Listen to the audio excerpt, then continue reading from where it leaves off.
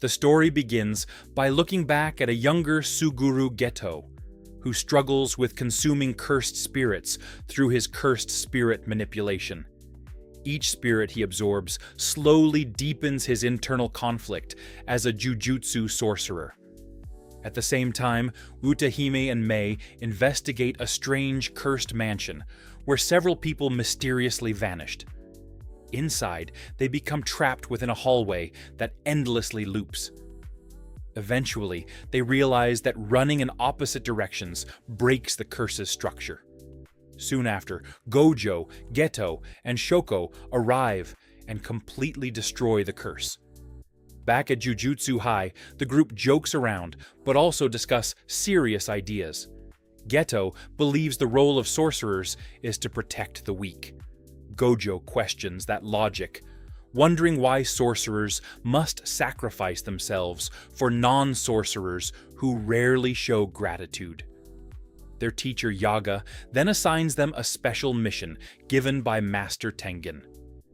Every 500 years, Tengen must merge with a compatible host known as the Star Plasma Vessel in order to maintain stability and immortality.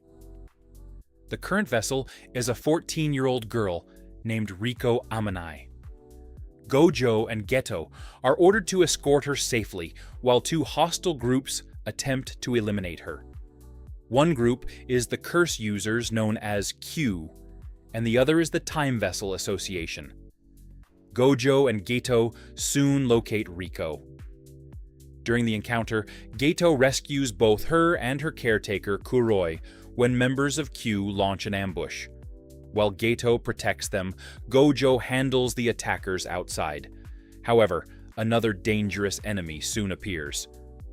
Toji Fushiguro has been hired by the Time Vessel Association with the sole objective of killing Riko Amanai.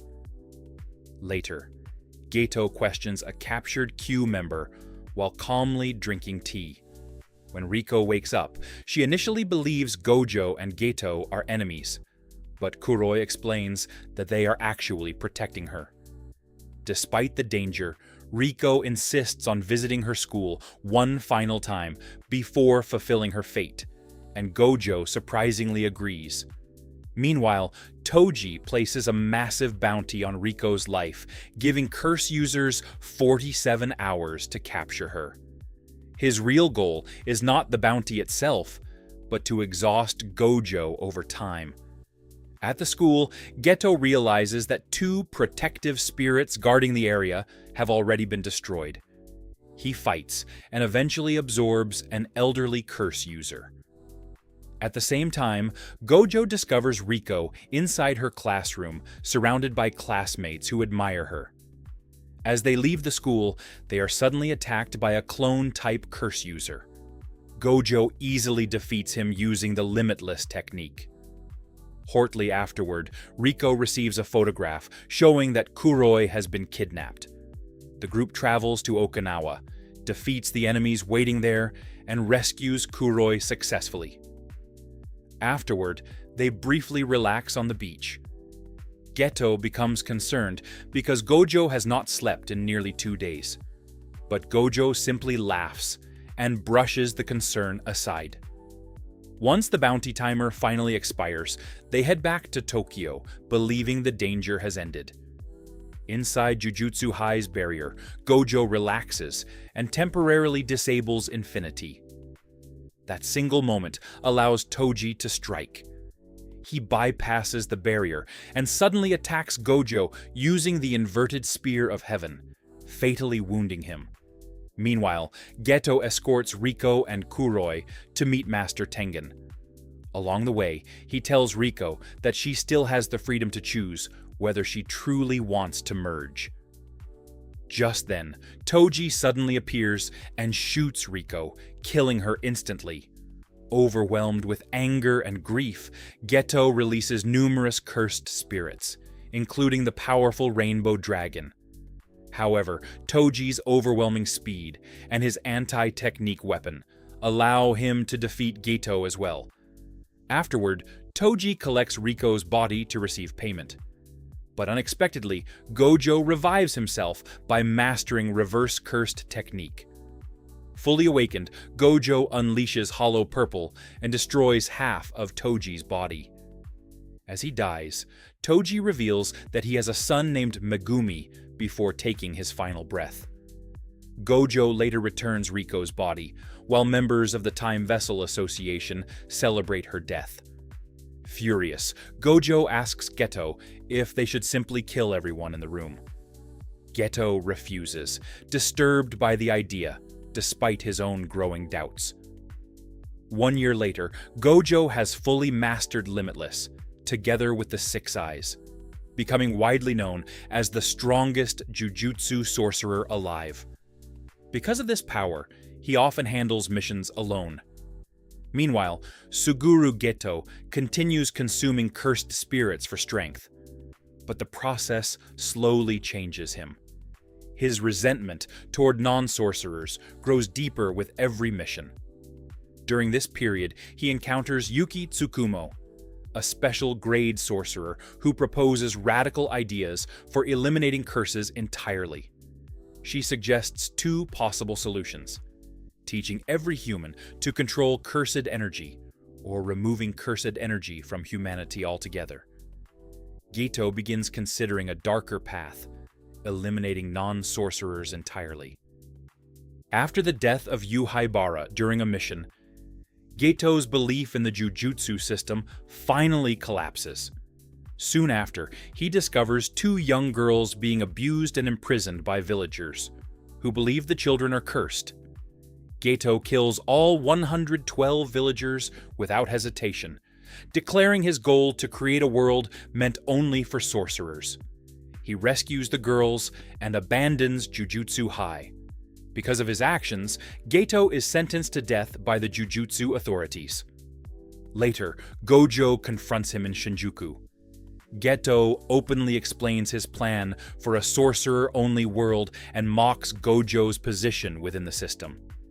Despite everything, Gojo cannot bring himself to kill his former friend, and their relationship finally breaks apart. Several years later, Gojo meets a young Megumi Fushiguro and learns he is Toji's son. The Zenin clan plans to take Megumi because of his powerful technique, but Gojo intervenes and prevents them from claiming him. Instead, Gojo promises to protect Megumi and his sister Tsumiki.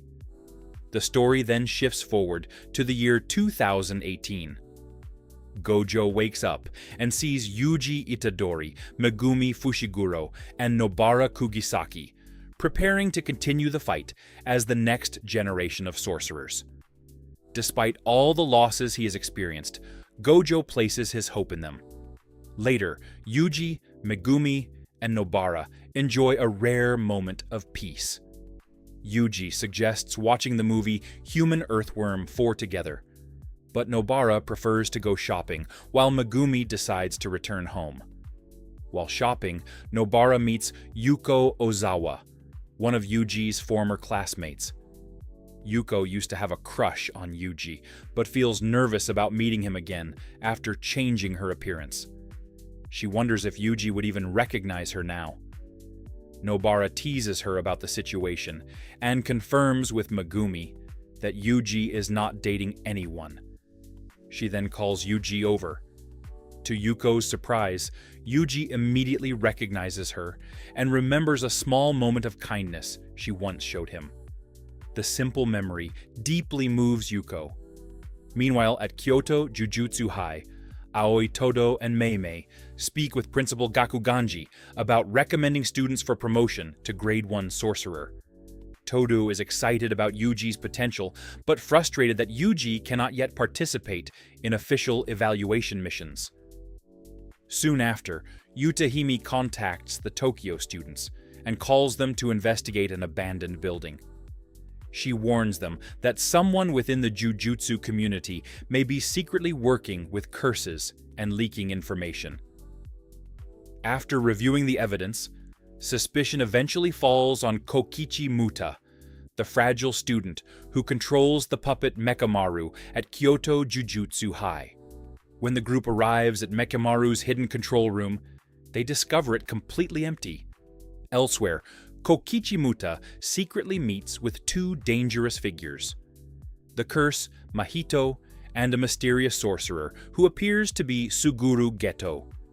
In truth, this figure is the ancient sorcerer Kenjaku inhabiting Geto's body. Kokichi agrees to provide information in exchange for healing his crippled body. Mahito uses idol transfiguration to restore Kokichi's physical form. However, immediately afterward, Kokichi activates his hidden weapon, Ultimate Mechamaru. Inside the massive machine, Kokichi launches cannons and powerful cursed energy attacks at Mahito. Mahito responds by activating Domain Expansion, a deadly space where a single touch can instantly reshape a victim's soul. Kokichi manages to counter it with Simple Domain and fires his most powerful attack. For a moment, he believes he has won. But Mahito survives the explosion, enters the cockpit, destroys the machine, and kills Kokichi instantly. On October 31st, at exactly 7 p.m., a massive curtain barrier suddenly descends over Shibuya, trapping thousands of civilians inside. A chilling message spreads among the crowds. Bring Satoru Gojo. Panic quickly spreads throughout the district. Jujutsu High immediately mobilizes multiple sorcerer teams to respond to the situation. At 8:31 p.m., Satoru Gojo arrives in Shibuya and calmly observes the massive number of civilians trapped inside two layered barriers. One barrier prevents civilians from escaping, while the other blocks all outside communication. At the same time, Yuji Itadori works alongside Mei and Ui near Meiji Shrine Station. The underground tunnels are filled with Mahito's transfigured humans wandering through the darkness. Yuji soon encounters Cursed Spirit. After a brief but intense fight, Yuji defeats the creature and destroys the object maintaining one of the veils. Meanwhile, the true plan of the Cursed Spirits begins to unfold. By trapping Gojo inside Shibuya, together with thousands of civilians, they force him into a difficult position.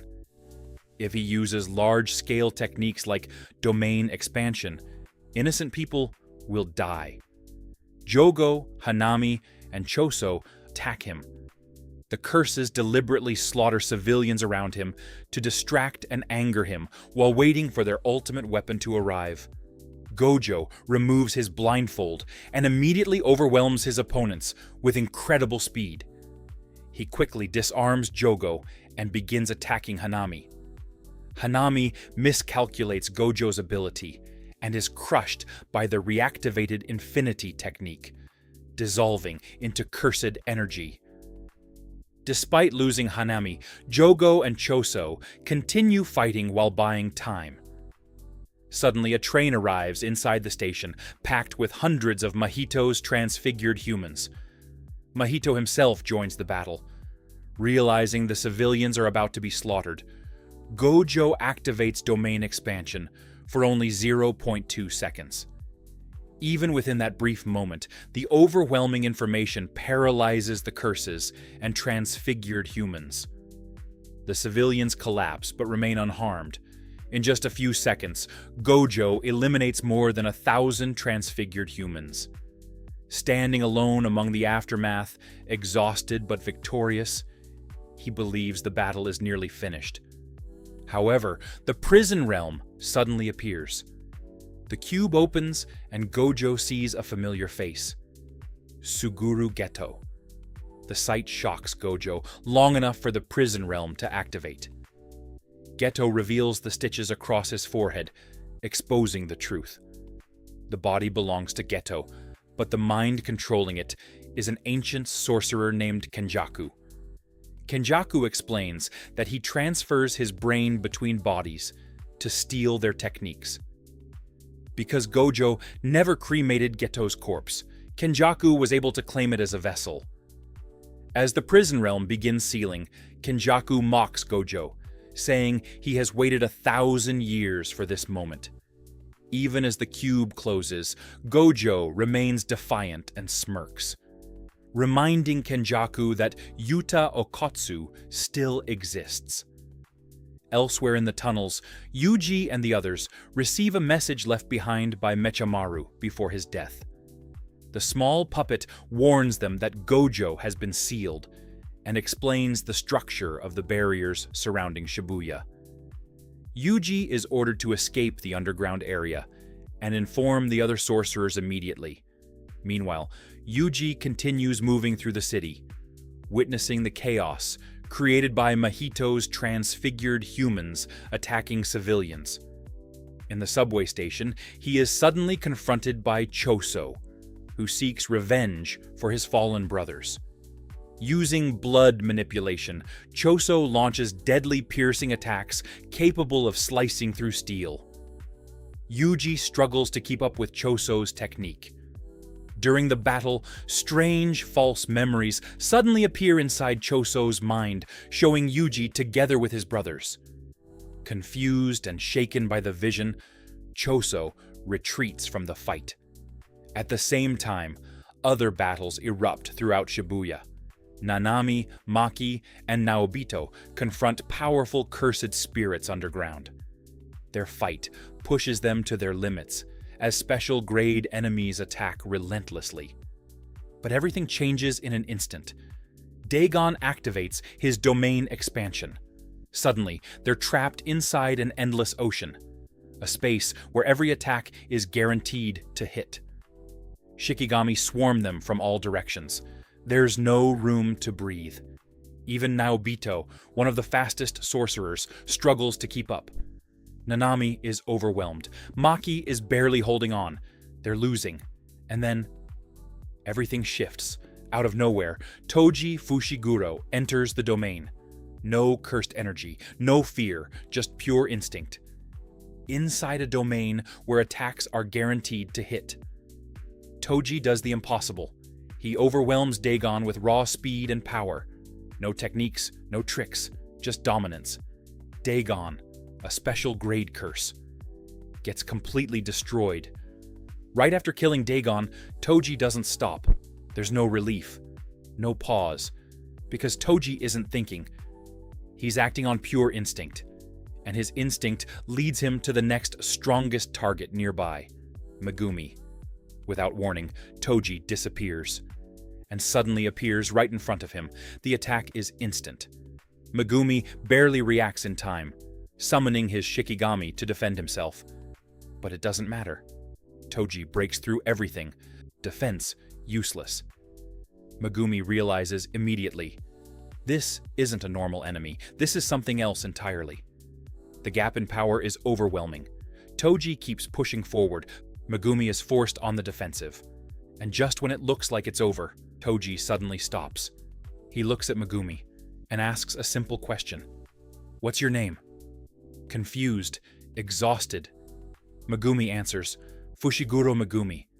And in that moment, Toji remembers, this is his son. Everything changes. Instead of finishing the fight, Toji turns the weapon on himself, ending it, on his own terms. Elsewhere, Sukuna eventually awakens after being force-fed multiple cursed fingers. His presence unleashes massive destruction across Shibuya. Buildings collapse, and entire streets are consumed by flames as Sukuna battles the cursed Jogo. Their clash devastates large portions of the city. Despite Jogo's powerful fire techniques and his ultimate meteor attack, Sukuna easily overwhelms him. Before destroying Jogo completely, Sukuna briefly acknowledges his strength. The curse disintegrates moments later. Completely exhausted from his fight with Toji, Megumi keeps moving through Shibuya. But he runs into someone unexpected. Haruta. Megumi, already injured and low on energy, quickly realizes the truth. He begins the ritual to summon Mahoraga, not to win, but to take his enemy down with him. That summoning it is basically a death sentence. As the ritual begins, the air changes. Mahoraga appears, massive, divine, unstoppable. Before the ritual can fully end, Sukuna intervenes, not to save Megumi, but because he's interested. What follows is absolute chaos. Mahoraga fights Sukuna, a battle between adaptation and overwhelming cursed power. Mahoraga keeps evolving with every attack, but Sukuna slowly figures it out, and in the end, even the unstoppable Mahoraga falls. The chaos continues as Yuji witnesses the destruction caused, while Sukuna controlled his body. Horrified by the countless deaths, Yuji nearly breaks down in despair, but ultimately decides to keep fighting to protect whoever remains. Soon after, Yuji confronts Mahito once again. Their battle becomes brutal and emotional as Mahito mocks Yuji for every death that has occurred. Nobara joins the fight and uses her resonance technique to damage Mahito's soul. However, Mahito manages to touch Nobara with idle transfiguration. Her eye bursts and she collapses, leaving Yuji devastated. Consumed by rage and grief, Yuji continues fighting Mahito with everything he has. Aoi Todo arrives just in time to support Yuji. Using his boogie-woogie technique, Todo repeatedly switches positions during combat, allowing Yuji to land devastating Black Flash attacks. The battle reaches its peak as both fighters push beyond their limits. Mahito evolves into a monstrous new form called the Instant Spirit Body of Distorted Killing. Even so, Yuji refuses to stop. With Todo's help, Yuji lands the final decisive blow, leaving Mahito severely weakened. As Mahito attempts to escape, Kenjaku suddenly appears again. He absorbs Mahito using his cursed spirit manipulation technique, adding Mahito's power to his own collection. Kenjaku then activates a massive cursed technique across the sky above Japan. He reveals that he has awakened hundreds of new sorcerers by altering human brains and releasing cursed objects that reincarnate ancient fighters. With this final move, Kenjaku announces the beginning of a new era, a massive battle between newly awakened sorcerers that will reshape the world of Jujutsu. In the aftermath of the Shibuya Incident, Satoru Gojo is officially declared an accomplice and exiled from the Jujutsu Society. Helping him becomes a criminal offense. Yuji Itadori is once again sentenced to execution, and Yuta Okotsu is assigned as his executioner. As the survivors struggle to recover from the disaster, a darker future begins to unfold. Yuji stands at a crossroads, determined to continue fighting no matter the cost,